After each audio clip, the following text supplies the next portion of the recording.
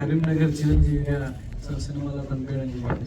అంటే ఇంట్లో భార్య అంతా కూడా మధ్య నలిగిపోయే భర్తగా, సో ఒక సొసైటీలో ఒక చిన్న చిరుద్యోగిగా మీ లైఫ్ లీడ్ చేస్తున్నారు. సో రియల్ లైఫ్లో అత్తా కోడళ్ళ మధ్యలో నలిగిపోయిన రియల్ చిరంజీవి ఉన్నాడా మీలో? ఇంకా లేడన్నా, ఇంకా పెళ్లి చేసుకోలేదు, ఇంకా నలిగిపోయే టైం రాలేదు.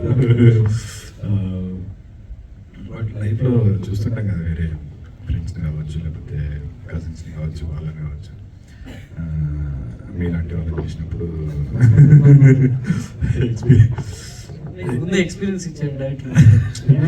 ఎక్స్పీరియన్స్ లేకపోయినా ఎక్స్పీరియన్స్ని చూసిన సందర్భాలు ఉన్నాయి కాబట్టి అంత మంచిగా వచ్చింది అనుకుంటున్నా క్యారెక్టర్.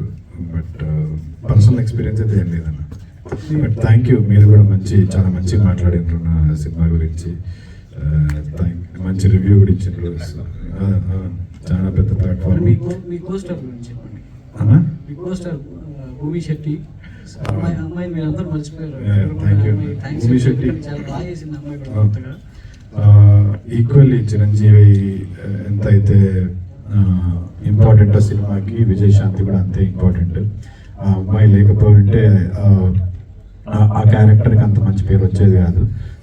ఇవాళ చూసిన వాళ్ళందరూ ఇద్దరు చిరంజీవి విజయశాంతి పేరు గురించి, లేకపోతే ఆమె చేసిన కన్నడకి వెళ్ళి వచ్చినా కూడా అసలు ఎక్కడ కూడా మీకు ఏ సీన్లో కూడా డ్రాప్ అవ్వకుండా ఎమోషన్స్ కానీ ఎక్స్ప్రెషన్స్ కానీ చాలా బాగా చేసింది. వెరీ టాలెంటెడ్ యాక్టర్, నేను ఫస్ట్గా చెప్తాను. She's got a bright future and I'm so happy to work with very passionate actors.